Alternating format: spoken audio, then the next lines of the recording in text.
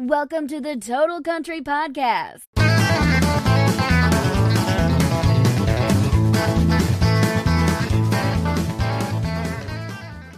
Hello, my name's Kevin and thanks for joining me on the Total Country Podcast.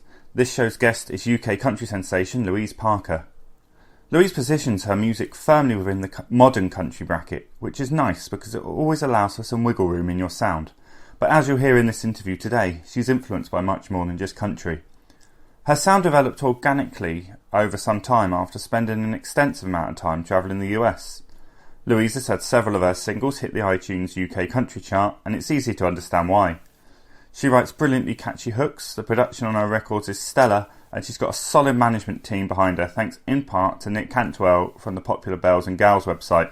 I speak to Louise just before the release of her single Lie to Me, an unflinchingly honest record, quite unlike anything Louise has ever released. It's attention-grabbing, poignant, but also refreshing.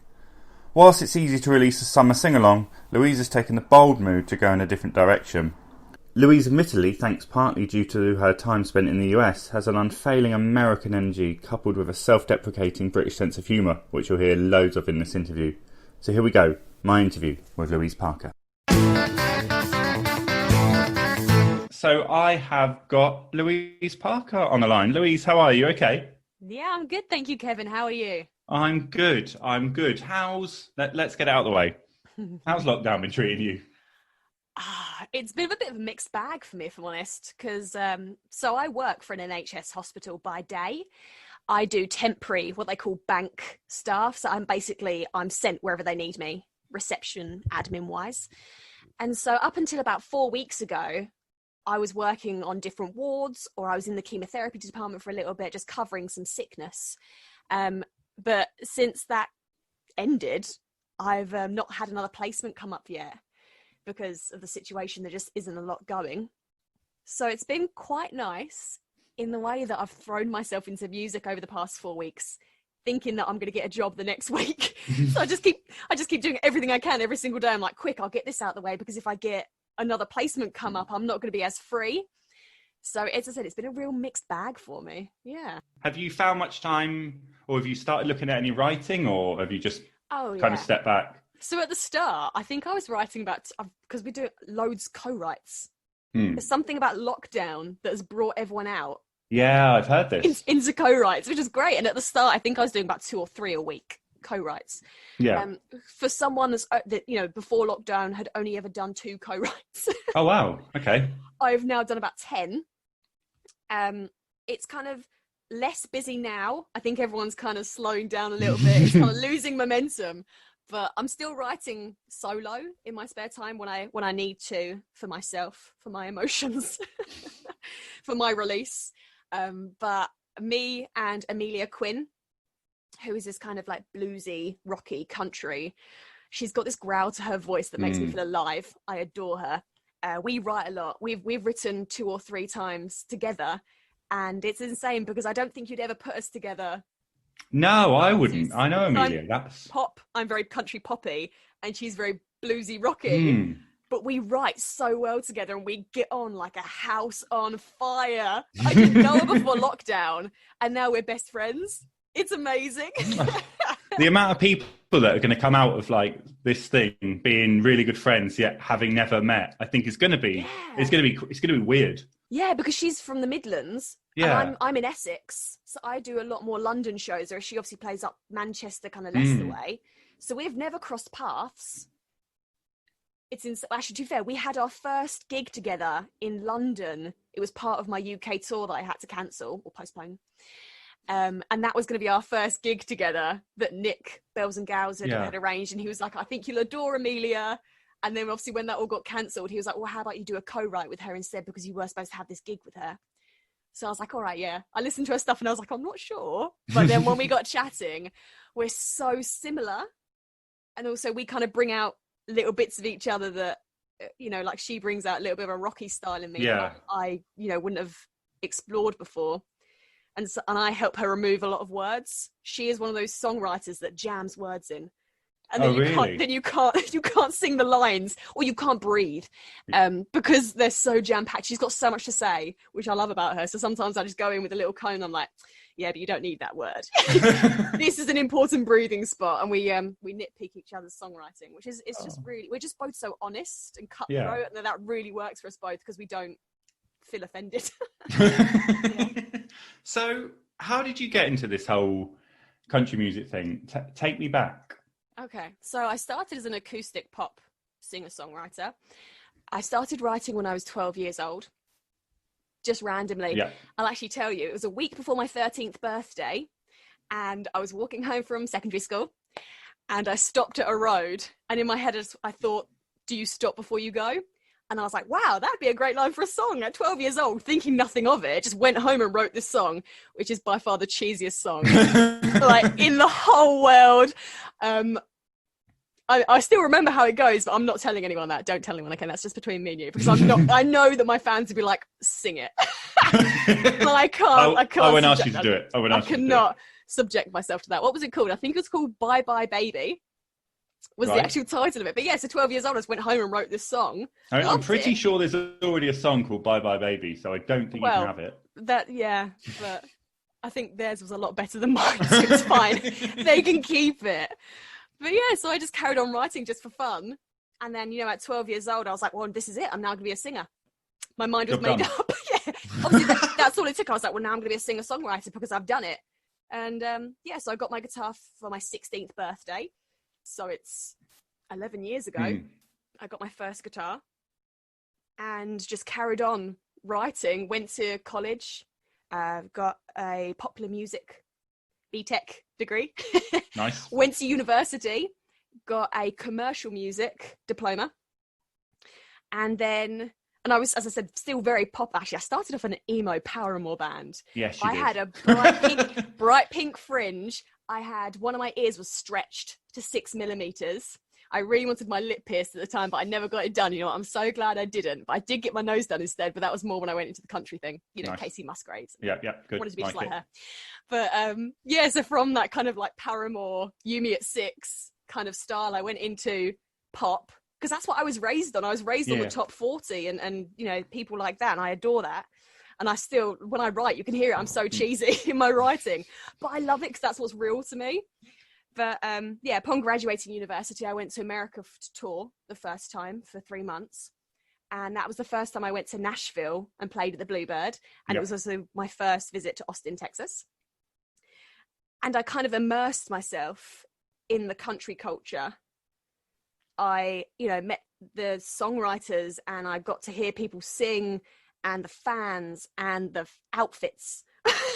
I know it sounds silly, but there's nothing better than tassels and boots. They're just so fun. Nice. And I remember thinking to myself, I'd love to be a country musician one day, but I'm not the kind of person that will ever force myself in a box.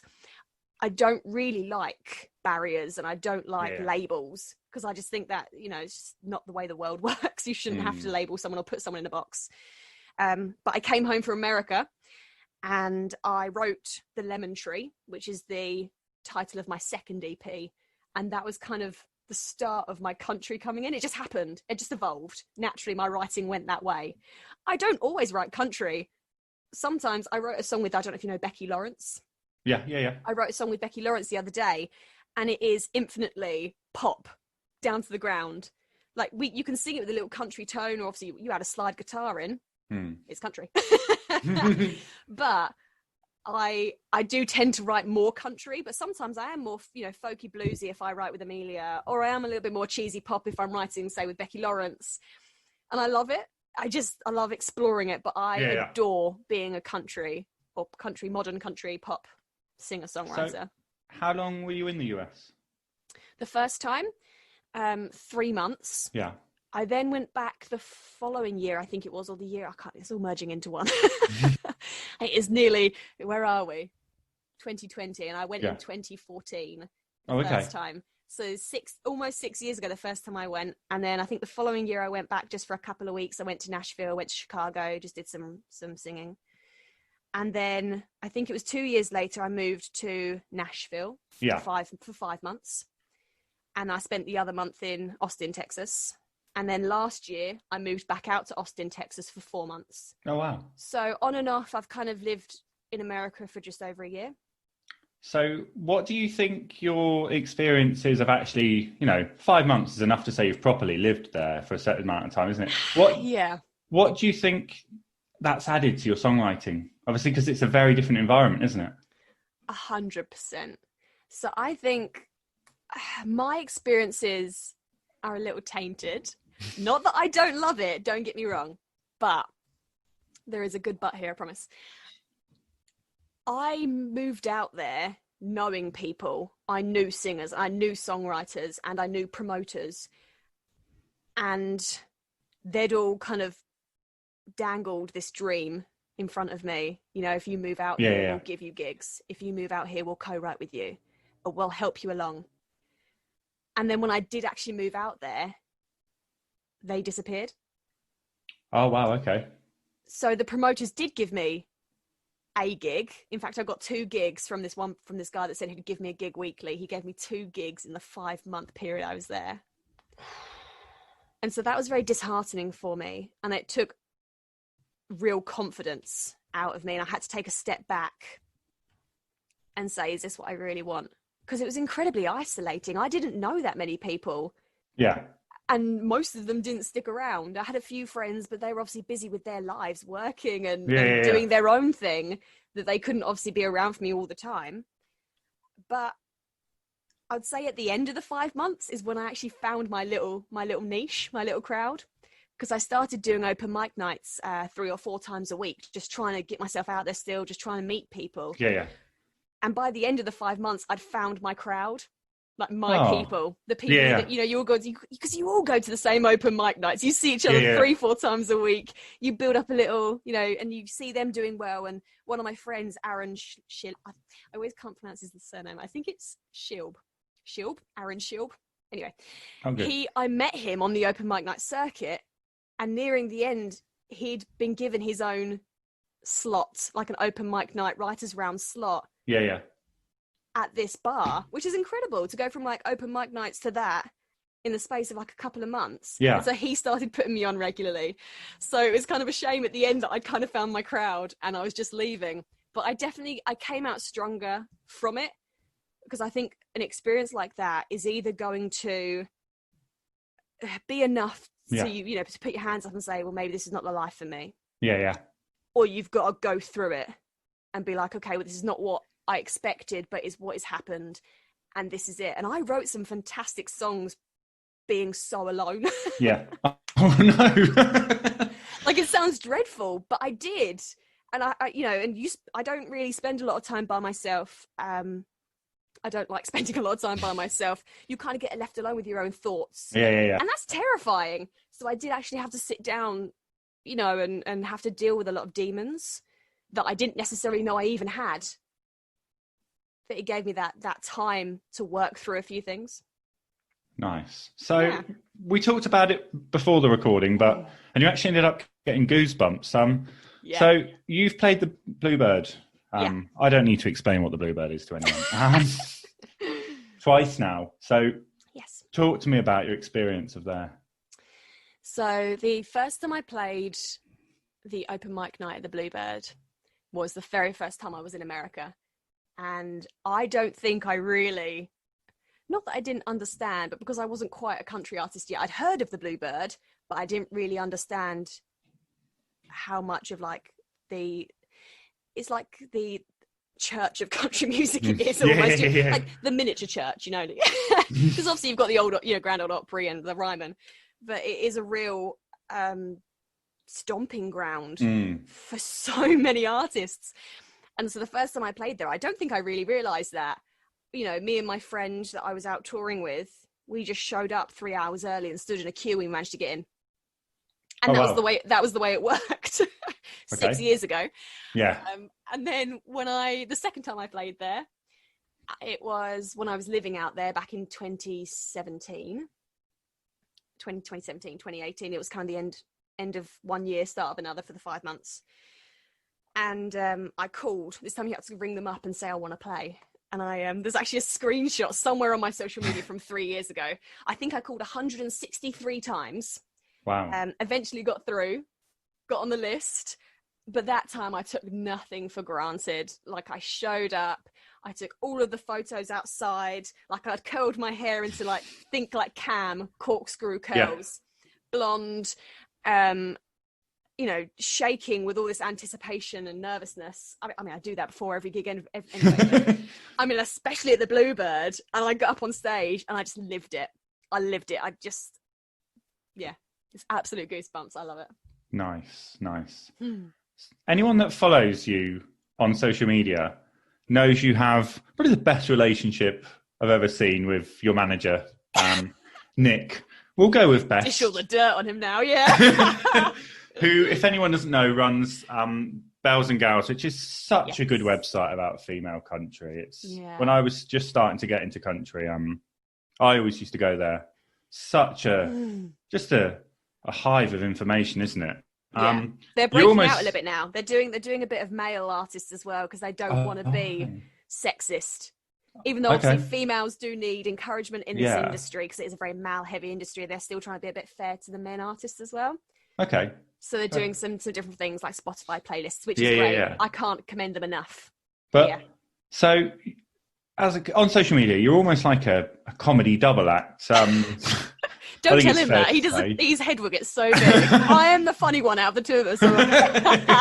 But how does it feel being such I assume good friends with your manager. So, but I imagine it brings out confidence in each of you to share ideas and things which you perhaps wouldn't have. Yeah, it's funny because when we go to gigs, everyone presumes he's my dad. Oh, that's awkward. Which absolutely cracks me up every time. Because I'm always like, oh, Nick, you would have been like, late 20s if I was your child. But he thinks it's thrilling. We do have an incredible relationship. So Nick isn't the first person to come along to offer me a contract, but it's the first person to come along that I actually signed. Okay. And it wasn't even, he didn't even have to talk me into it. I barely even read the contract. I know that's really bad. Don't judge me. But I barely even read the contract when he put it in front of me, because in my gut, I was like, this is right. Yeah. We don't know each other 100% yet, but this is right. And I knew it straight from the get-go. But I am lucky. I tell him everything, like absolutely everything. Even non-music related stuff. We go through a lot. I'm fortunate because at the start of the year, he also brought Sam, who is one of the Bells and Gals managers as well, onto my team. Okay. So now I go to two people. Yes, now I've got two people, which is great, because I always I joke that he deals with my old side.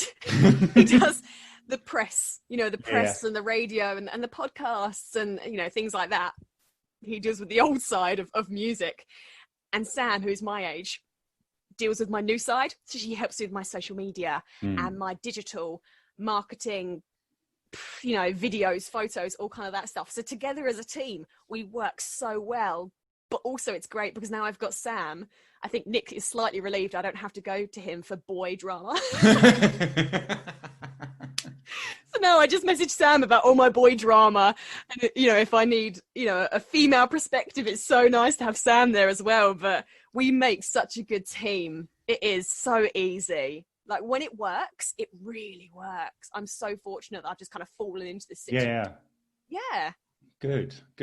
So let's talk about your recent duet with Joey Clarkson. Yes. Massive fan of her. She's incredible. That's such a great record.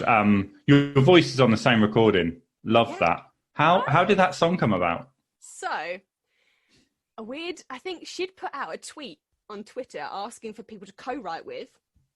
And this was back in February. And I think Nick had tagged me in the tweet saying, Louise, are you interested in this? And I'd not heard much about Joe. I think we followed each other, but it's one of those things that I'm supportive of all artists, and I don't even, we might not know each other, but I'm still going to share your music because that's what the industry is about. And so I just was like, let's do it. I think she personally, messaged me and said, are you free next week? And I was like, why not? jumped on a train into London to meet her the following week. Didn't actually know she was Canadian until I got there. Oh, that's a shocker. And I was like, well, I only just told her, I think 2 weeks ago, we did an interview together. And I said to her, look, I've actually got something to admit. I didn't know you were Canadian until I met you. And I was like, I didn't want to bring it up because I thought it'd be embarrassing, because I should have done my research. Yeah. Where I was working so much at the time in the hospital, we just, just didn't think about it. Yeah. So I'd listen to her music, but who hasn't got an American accent, even if you're from England, with some country songs? So I just didn't think anything of it. But yeah, so this was literally just before lockdown. I'm talking like end of February, beginning of March, like on the cusp, basically. So we met up. The first 2 hours we just spent talking about our lives and eating cake. You know that cake you get from IKEA, like the Dame Bar one? Oh, yeah. That's good. She had a slice of that, and so she'd shared it, and we ate cake together. And her dog Whiskey is the absolute love of my life. I adore him. So I'm just playing with her dog, and we're just gossiping for about 2 hours. And then she sits down and she says, so do you want to write a song then? Oh, yeah. I was like, well, all right then. Yeah, why not? It was just so easy. It's just when you meet people like that where the conversation just flows and you get on so well. And originally, because obviously the news was out about the coronavirus, but we weren't really sure where we were at the time. We wanted to write a song about that kind of mass confusion and how scary it is. And it was and it is. But when we sat down, we had these couple of lines in our head, and obviously it didn't turn out to be that coronavirus song. It's it was still quite like female empowering. Yeah. Being the person to say, I like you, let's go home, but not, to do the deed. Let's go home and have a conversation. Let's talk about aliens. And I'm one of those people, I'm introverted in the way that I don't like shallow small talk, shallow conversations. The weather and how are you doing? And that's not me. I'm an introvert in the way that if I go to a party and there's going to be small talk like that, I'd rather play with the dog. Yeah, cut the crap. Yeah, basically. And that's why that kind of all came about, because it was, tell me about what's going on inside. Let's talk about aliens and religion and science. Let's stay up all night and have this conversation and learn about each other's likes and dislikes. And so the song kind of stemmed from that. And then obviously it all hit the fan. Yeah. And I was then working double shifts in the hospital. Didn't even give it a second thought because I was just like off my feet. And then she messaged me one day, and I'm sitting in the hospital atrium on my 10-minute break of one of my 10-hour shifts I was working. And she was like, I really want to record the song. Did you want to do it as a duet, or shall I record it solo? And I was just like, let's duet it. I was like, let's just do it. I was like, I've only got 10 minutes, but let's just do it. And so I said yes. And then within a couple of weeks, she Joey really took control. I'm so fortunate for that because of where I was at and what I was dealing with. I didn't have any time to take control, but she was literally like, this is my producer. His name is Ryan. He's fantastic. He is. She's not just saying that. Ryan is fantastic. And, this is what we want. This is how I think it should be. Louise, you're singing these bits. And I just had to set my microphone up and do it. And then she was like, this is what we can do for promo. What do you think? And I was like, great. So I'm so lucky. I'm so lucky in the way that she completely took control of it. And I couldn't be prouder of the song. It is everything I wanted it to be. Good. You mentioned that you'd not really co-written much before, so this must be one of the first times. How do you think that's helped with your trust in people for future co-writes? Because obviously it's a very wear your heart on the sleeve process, isn't it? A co-write. It is. So it must be quite daunting the first few times. 100%, especially with someone for the first time. Yeah. I've done a lot of first-time co-writes, obviously, since lockdown started, because you don't know the other person's process. So the way that I sit down and write a song isn't always the way that someone else sits down to write a song. So, for example, I did a co-write with Vic Allen, who I love. I love Vic Allen, and I love the way she writes, and I love she's so sweet. Yeah. I just love her. And we sat down to do a co-write, and I was like, oh, so how do you do it? And she always starts with the choruses. Okay. She writes the chorus first, and then she works backwards. Which I'd Nice. never done before. I always just sit down and write a verse and then just go forwards, like Yeah. a song, and just make it up as you go along. And that was really interesting to me. And you know what? It works really well. For the song that we wrote, it gave us a whole storyline that I don't think we would have come up with had we not started with that chorus. Yeah. So it was fascinating and eye-opening to me. And I've never just sit myself down and be like, all right, that's a verse. I'm now in the way that I'm like, well, maybe I'll start with a chorus, see where this goes. But it is daunting because, as you said, it's like part of my soul. I'm giving away part of my soul to people. And when you don't know them, it is, I can feel a little bit shy at first. But then when you do find the people like the Joeys and the Amelias who you really bond with, that's why I've written with Amelia Quinn 2, 3, 4 times. She's even written a song for me. Wow. Well, I called her one day when I was really upset about something, and I told her the situation, what I was going through. And when I get really emotional, I can't write. Like, I'm too close to the subject. Yeah. I can't sit down and put it down because it's too in my face. And the next day she calls me and she's like, I've written you a song about what you're going through. And she gave it to me. She's like, this isn't my style at all. This is now your song. And she's given me the song. Wow. It helped me in the way that, because everything she'd written down was the truth. It's exactly what I said to her on the phone. But obviously she's written it in third person, like she's talking to me. So when I sing it and I sing it in third person, it's easier for me to kind of, deal with it. Process it, because I'm not singing in first person. I'm singing like it's almost for someone else, but it is mine. And I've played it live and I love it. Like, I've done it on my live streams. And every time I'm like Amelia Quinn, absolute legend. So, on top of being very busy, you've managed to get your own single out. Now, I want to nerd on this one quite a lot. Okay, I'm ready. I'll nerd with you. It's called Lie to Me. For me personally, 100% the best record you've put out. I'm so glad. This could have gone completely different. Love the start. Who does 15 seconds of pure a cappella on a country record? I do. So the way I've written some notes here for myself to just describe how I thought of it. So I've put feels familiar but different. Like, okay. I mean, it takes 2 minutes for the song to build before it actually starts going, and then you start chucking in some guitar. Talk to me about it. Talk to me about it. Where do you want to start? So I wrote this song April last year. I was in this situation where I was unhappy, but I wasn't quite sure how to fix it. And I am a fixer, like, as a person in my life. I like helping people. It's the reason I got into songwriting. It's the reason I keep songwriting, is because I like helping people and relating to people and connecting with people. Yeah. And so I wrote this song when I was in a place where I didn't know how to fix the situation I was in. And I think in this day and age where we've got information at our fingertips, people sometimes forget that all a human being needs to hear is that everything's going to be all right. And that's me. I'm not very materialistic. Like, I'm not going to turn down flowers. Don't get me wrong. But I just need a hug. Yeah. Sometimes that's all I need. I need people, or not people, but I need, that special person to tell me that I'm beautiful and that I'm loved and make me feel safe and secure. Affirmation, exactly. That's something that I need. I'm a bit of an attention seeker. I don't know if it comes across. But yeah, and I wasn't getting that, and I didn't know how to fix this situation I was in where, you can't make the other person feel a certain way. Yeah. When you want them to so badly. And so I wrote it again, put it down, put it away.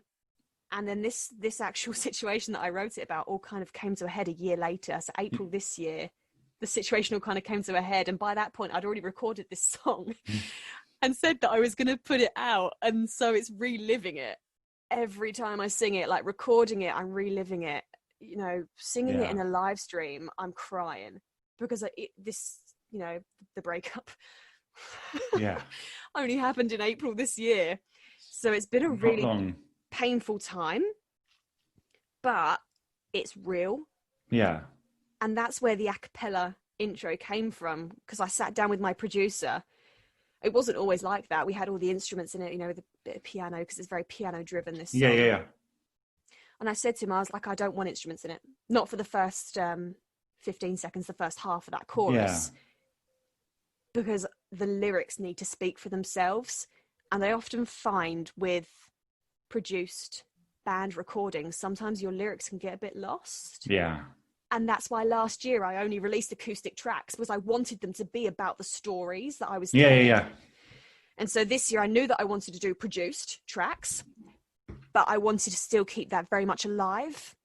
It is the stories and it is the emotion behind it. And for me, it is about the lyrics. And that's why the whole song, I started off a cappella, because I wanted people to feel that pain, the pain that I am going through. And I'm just very lucky. I'm very fortunate. I've got a lot of talented friends that all wanted to get involved, and it became something that I'm so proud of. Yeah, it's incredible. I don't write all my questions down word for word, but I do write ones I want to pull out. And I'm so glad you've just said that, because for me, when I was listening to it, or when I've listened to it a few times, I felt for me that in the mix, it sounds like, you get some country songs where the production takes over. So the vocal kind of feels like it sits back. Yeah. But on yours, it almost feels like the band's in the background. Is that intentional? It feels like your vocal is really at the front of the mix. Yeah. Well, it comes back to the attention seeker. No, I'm just messing. Turn them down. Yeah. I'm like, come on now. You may be a drummer, but you know that this here is the moneymaker. Come on. No. It is not on the attention seeker purpose, but it is on purpose because of that. Because I am a lyricist first and foremost. That is what I do. And I know that I do it, I'd say, to quite a good standard without being too big-headed. I do write some pretty good lyrics, not all the time. Obviously, I mean, Bye Bye Baby is not coming out anytime soon, all right? But yeah, that was on purpose, because I wanted people to still be able to hear the stories behind it and the lyrics and to connect to people and relate, like I was saying, Yeah. It's raw, that song, isn't it? That's how I describe it. Well recorded, but painful. Vulnerable. It's vulnerable. So vulnerable. I'm quite an enthusiastic and optimistic person. I think that'd be putting it lightly. But every now and then I record a song that is very deep and very personal. Not all the time. Like, a lot of my very deep and personal songs, I write them for me, and they're too painful to put out, so I hold them back. And had it not been for Nick, I have, at this current stage, I've got about 30 songs that I've written, but haven't actually got around to recording yet. And so I've got a shared folder with Nick and Sam, and every time I write a song, I upload it, they listen to it. And that's what happened with Lie to Me. I'd written it, I'd uploaded it, and he listened to it, and he was like, Louise, he's like, this is the song that's going to do things for your career. And at first I was not convinced. It took me about 6 months. I was like, Nick, I can't record it. It's so personal. Like, it's too much. It's too deep. It's, people want upbeat and happy songs. They don't want to be miserable all the time. Apparently people do. No. But he said to me, he was like, Louise, like, country music is built off of miserable stories, of people's suffering and people's pain, and blossomed into what it is now. And so he was actually the driving force behind me recording Lie to Me. If not, I don't think I'd ever put it out, because I do prefer to put the upbeat, sassy ones out. It's easy to hide behind those, isn't it, I guess? Yeah, I do. I'm very good at hiding behind humour. It's kind of my specialty. I don't know if you could tell, Kevin. I've got an opinion, which I'm gonna keep this in, that this might be controversial, that female songwriters across all genres, I think they write so much better than men. Like, if you look at country, let's go recent, to Neil Towns, Ashley McBride. If you want to go old school, go back Amy Winehouse. If you want to go older, Janis Joplin, Carole King, Aretha Franklin. Yeah, I think the way they write, like, they've got an honesty, or I don't know, maybe it's a simplicity, but not in a negative way, that I don't think many male songwriters pull out. And I don't know why, and I can't put my finger on it, but go women. I think so too. I can like 100%. I think there are like a select few male songwriters who do it really, Oh no, really 100%. well. Yeah. But then I still think that they have female co-writers. Mm. So they might write a song, but then a woman comes back and, nitpicks it, which I think is important. I think we should do that both sexes. I should get my songs looked over by a man because it's a completely different point of view, isn't it? Yeah. But I do think it comes with the whole women find it easier to talk, which it shouldn't be at all. Obviously, it shouldn't be like that. Men should be able to feel like they can talk as freely as women can. I'm 100% here, like, men's mental health movement. Yeah. But I do think it stems from that a little bit, that men find it difficult to write down their feelings because they think they're going to get ridiculed, which is a real shame. But I do think that obviously then blossoms for female songwriters. So, yeah, tough. That's a tough one. Yeah. Tough. Let's talk about your songwriting process. Okay. Do you have one?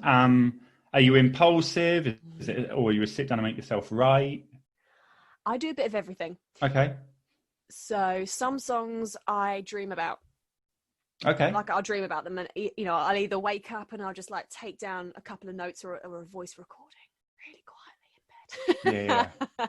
And then wake up the next morning. It usually sounds terrible, but not all the time. Actually, I've written some pretty good songs in my sleep, and sometimes I just roll over and forget that I'm devastated in the morning. If it's been a couple of weeks, because sometimes I store things like emotions. I store it all up. I fuel my hate fire with some real aggressiveness, and so sometimes I have to force myself to sit down, because if not, I explode like an emotional volcano. So sometimes I do have to force myself to sit down and just put something down, even though I know it's not going to be or might not be any good. I just just put some words down on a bit of paper. Sometimes it's poetry.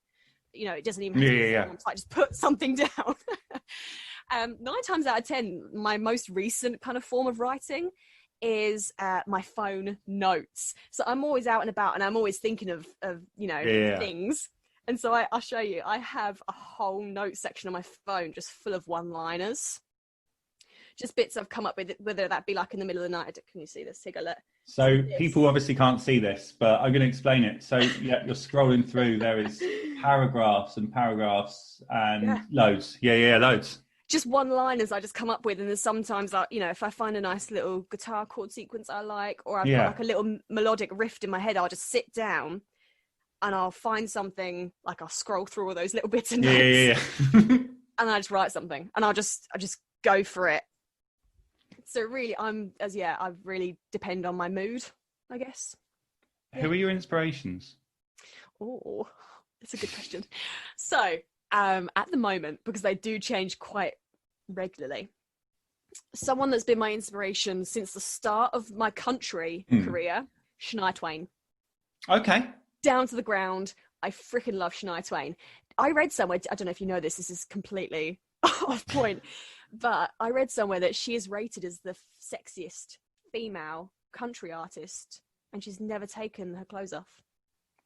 Oh, isn't that crazy? Like, that's crazy. Obviously I know that she's worn, like in that Don't Impress Me, but she had that leopard get up, which was like a little crop toppy. Yeah. But still, she's never been overly sexual. Yeah, no, she hasn't. No, you're right. But she's rated as the sexiest woman in country. Doesn't that blow your mind? That's completely off the point. Shania Twain, I adore her. She's just sassy. And could you imagine having songs like that? Don't Impress Me Much. And Man, I Feel Like a Woman. And Still the One. And that's 3 incredible songs that are all hers. Could you imagine just having one of those songs? But yeah, so I love everything about her, just even down to the ground, her personality. I got to see her live 2018. Yeah. It was probably one of the best shows I've ever been to. I cried multiple times. She is just incredible, and she's so sweet. She's so grateful. She is so down to earth, and she looks banging for like 50 odd. Oh my goodness, I hope I look like her at 30. No, 50? Mate, I don't know what she's doing, but I need her regime. Anyway. She lives on some she lives in a really random country, doesn't she? She lives in like Switzerland on a farm. Yeah.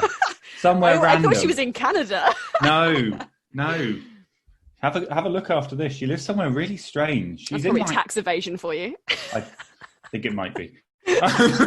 Anyway, so I mean, not that I'm dissing Shania Twain until you go, girlfriend. But back to songwriters. So Taylor Swift was one of the main reasons I wanted a guitar for my 16th birthday. I've always loved Taylor Swift. You can say every bad word you want to say about her and it will never change my opinion. I think she is fantastic. Also, I write loads of songs about my ex-boyfriends. So, just like her, I always, when I first got into country, I joked to people that I was Taylor Swifting in my life. Trying to make it all of my songs trying to are make about it a phrase. Yeah, well, all of my songs are about my ex-boyfriends or my current boyfriends or the boys I wish were my boyfriends. So I'm like, I'll be honest with it. And up front, I'm like, why not? That's what makes the song so real. But I adore Taylor Swift. And then most recently, Dixie Chicks. I know I'm late. Nice. I know I'm super late to the party, but I've only recently discovered them. Still very new to country music. Where have you been? Not in country. I've only been in country for like 2 years. So I've only been doing country music for 2 years. So I'm still relatively new. Okay. I've just kind of discovered them at the start of this year, which I know, please don't be disappointed. Yeah, this is when you just like 6 end months. the interview. You're like, nope, done with her. Yeah, so I've only been listening to them for 6 months and Wow. I can't stop.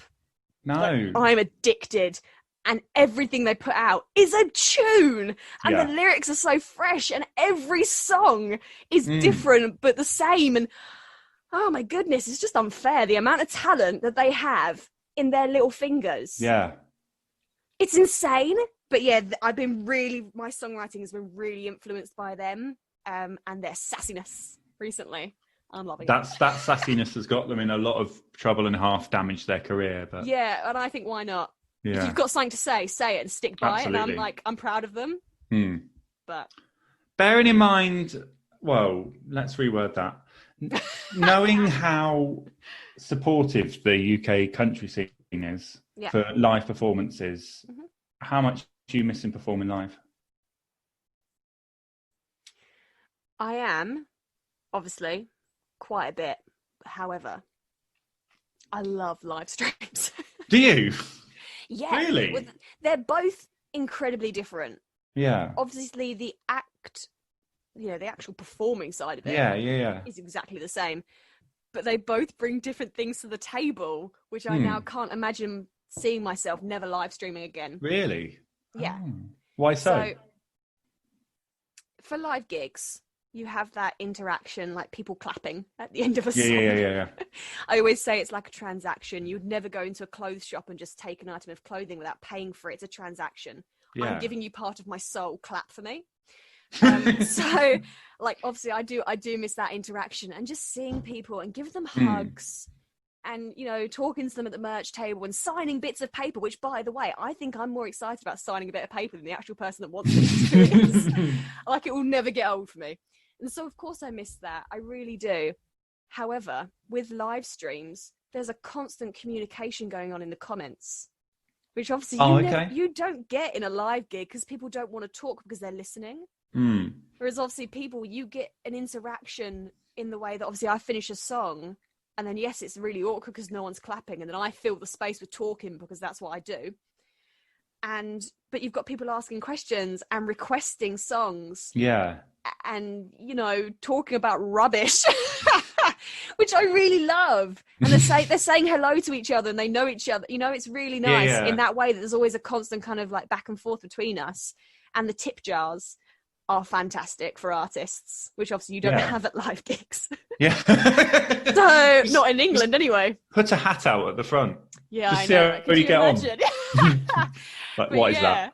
So the things like the tip jars for artists to carry on creating music is fantastic. And also the fact that I can, you know, I come into my spare room 15 minutes before a gig starts in my pajama bottoms and no one knows. And then obviously I do my hour set, which by the way, I don't know if I could ever go back to doing less than an hour now because I'm so good at filling the time with talking and singing. You know, I finish my set and I go downstairs and my mum, because obviously my mum and dad always watch, and so they clap. I come down the stairs and they clap as I'm walking down the stairs, like we're at a gig. And then I'm like, so mum, what's for dinner? Nice. Can't do that at a live gig. No. Obviously, like, you've got the stress of, like, if it's in London, travelling into London, and then you've got to travel home and you don't eat properly. I don't eat properly because I get super nervous. So, and you get home and you're shattered, and I do gigs in, barely any makeup and hair like this, which, by the way, I curled 3 days ago, and it's I haven't brushed it, which is why it looks like this. I couldn't show up and do that at a gig.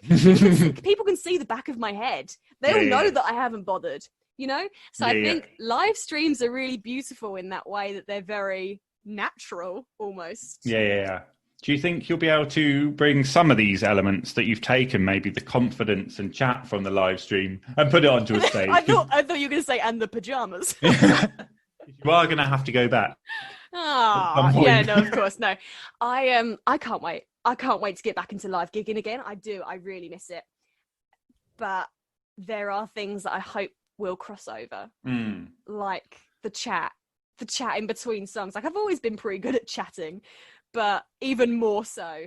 Or even like sometimes I'm doing a live stream, and if I mess up a lyric, I just stop and I'm like, well, that was wrong. Whereas if it's a live gig, like, I'll just carry on and pretend. Yeah. Whereas sometimes I think it's better to actually be more natural and be human and be like, you know what? I messed up, guys. That's on me. Let me go back. But yeah, I really hope that's something that I can cross over. But I'm still going to do live streams, 100%, even if it's just like once a month, because I get to connect with my American fans. Yeah. Oh, okay, of course. Yeah. And I've got one of my biggest fans lives in Norway. And she can't come over here to see me gig. She wants me to come to Norway. She's got her own hashtag. It says Louise Parker to Norway. If you go on Twitter, that she's got her own hashtag. That's amazing. So I'm definitely going to still do live streams. Do you have a plan of where you see your career going? Like, is it quite planned, or are you take each day as it comes? This is where Nick and Sam come in quite heavily. Yeah. Because for me, I'm just like, I want to go up. Yeah. I don't know how to get there or what I'm doing. Yeah. I would like to do this full time, all over the world, meeting as many people as possible. And so this is where Nick and Sam come in quite heavily, because they've got it planned out for me. So the run up to the release of my single today has been absolutely insane. So like this week alone, I've had 3 interviews, and it's got to the point where Nick has to send me a text message the morning of to remind me what I'm doing. Which is insane. Like, I never thought I'd get to a place where I would trust someone so much with my heart, because that's what music is to me. Music is my heart. It's my children, like the songs are my children. And I never thought I'd get to a place where I trusted someone, because I'm very protective of my music. And so to have two people that literally run my life for me and remind me when I need to schedule a post, or I've got an interview, or, X, Y, and Z is happening, is phenomenal. Yeah. We have got, I believe, we've got at least 2 months in advance worth of plans. Okay. Whether that be live stream, performances booked, or like my newsletter that I have, my mailing list subscribers comes out once a month. We've got plans in place for that, and some other things I can't tell you about, but I'm super excited. I was like, no, I can't. No, don't get in trouble. What? Don't get in trouble. No, I'm gonna tell you, right? Just an exclusive, right? But don't tell anyone. Well, you know what I mean. So I've got some exclusive merch. Nice. Coming out in the next couple of weeks. to do with Lie to Me. Nice. Limited edition. That's all I can say. Watch this space. Nick is going to kill me. Space. It's fine. I'll make it up to. I'll send him a really good dad joke or something. Nice.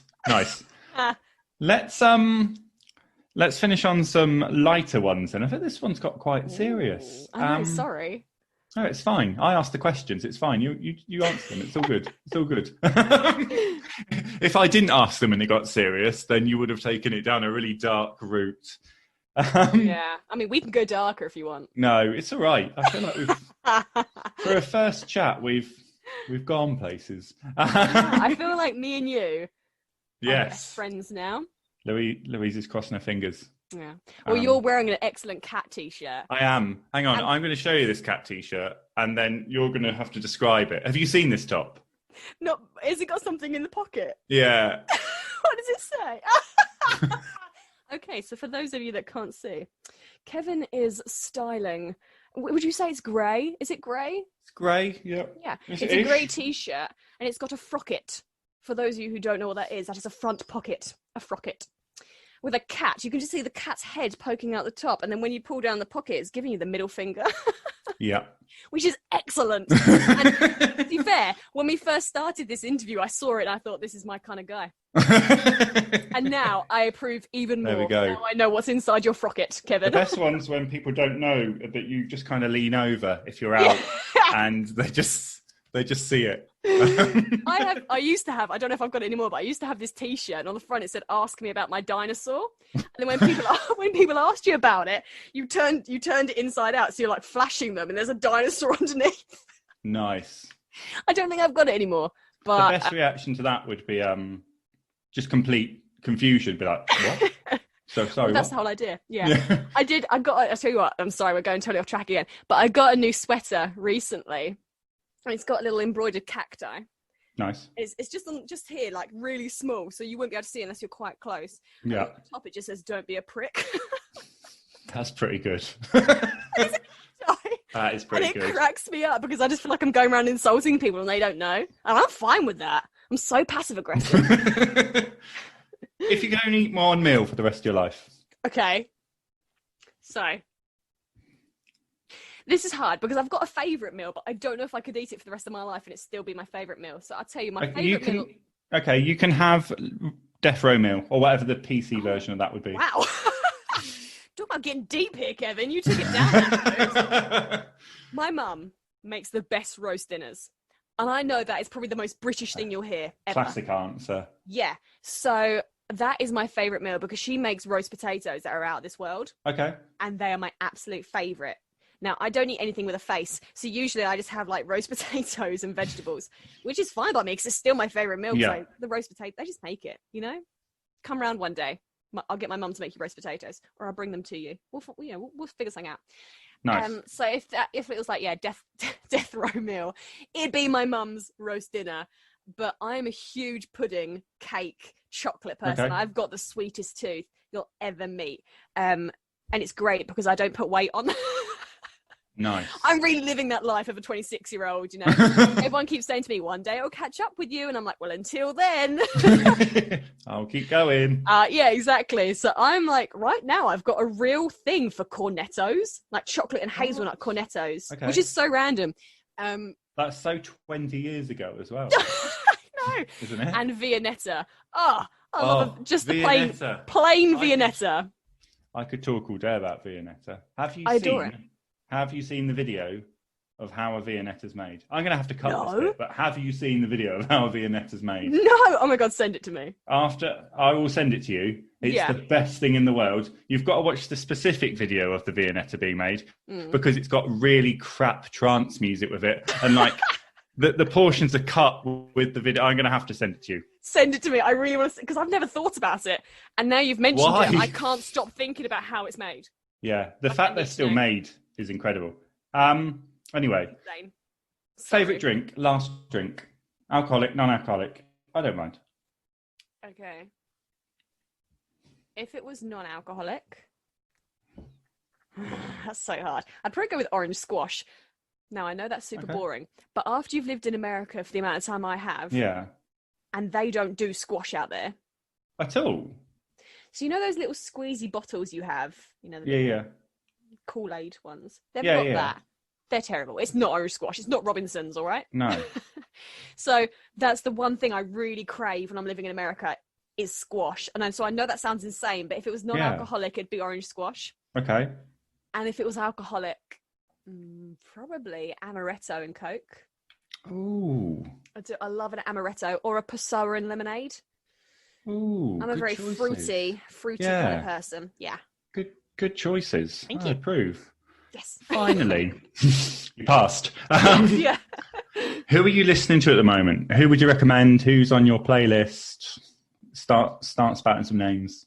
Okay, let me go to my Spotify. I think this is a real test here. There is one song that I've been listening to on repeat, and it's not very country. It's very poppy cheesy, but it's very summery. Okay. And that's what I'm doing it. It's called Heating Up My Summer by Renee Blair. Okay. It looks like this. Okay, yeah. So it's not very country, it's more like No. poppy. But it's like stuck in my head all the time because it's so summery and it makes me happy. Another person is Kim Petras. Again, not a country artist. Like, she is like full on like diva pop. Yeah. But I adore Kim Petras. And obviously Dixie Chicks, as I said. I can't stop listening to them. And there's also, I don't know if you know Ben Grammer. Again, not country at all. This is going really well. I really like indulge in all kind of genres. Yeah. But, Ben, I think it is. Oh no, it's not. It's Andy Grammer, not Ben. It's because I'm thinking Ben Rector, Andy Grammer. I've mixed the two. Nice. So there's a song by Ben Rector called 30,000 Feet that he's written about a guy that's taken his first flight. Okay. Which is like his storytelling and his description is fascinating. But Andy Grammer has this song. I think it's quite old now. It's called "Keep Your Head Up." It's one that's like, you gotta keep your head up, oh, so you can put your head down. Yeah. Have you heard that? No. It's in Pitch Perfect, the first one. Okay.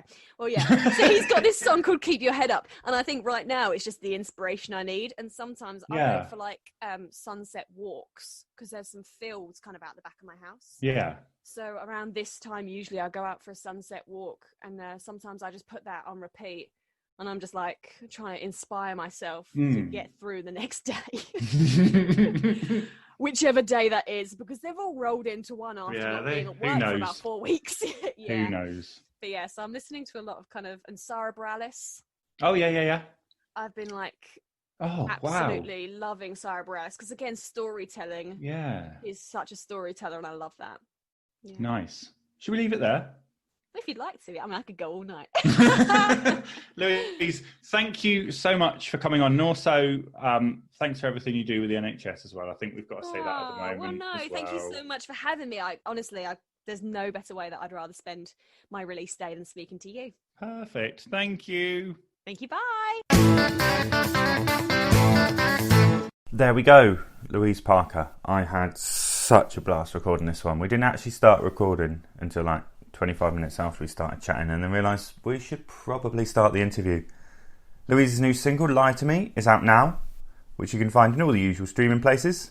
To find out more about Louise, you can visit her website, louiseparkermusic.com. If you like what you've heard from the show, please do like, follow, subscribe, etc. to the podcast, give it a review, all that good stuff. It really does help. If you want to contact the show, you can do so on social media. You can find us on Facebook, Twitter and Instagram, or drop an email to totalcountrypod@gmail.com. That's all for now. Join me next time as I sit down and chat with Hawthorne Avenue, a Farsi rising Welsh duo who are already making huge waves on the UK country scene. But thanks for listening. I'm off. I've been Kevin. Bye for now. Until next time, stay safe, keep it country. Goodbye.